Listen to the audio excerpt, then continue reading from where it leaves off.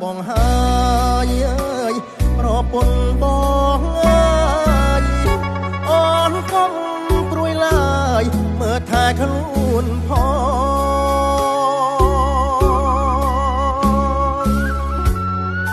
នៅផ្ទះថាកូ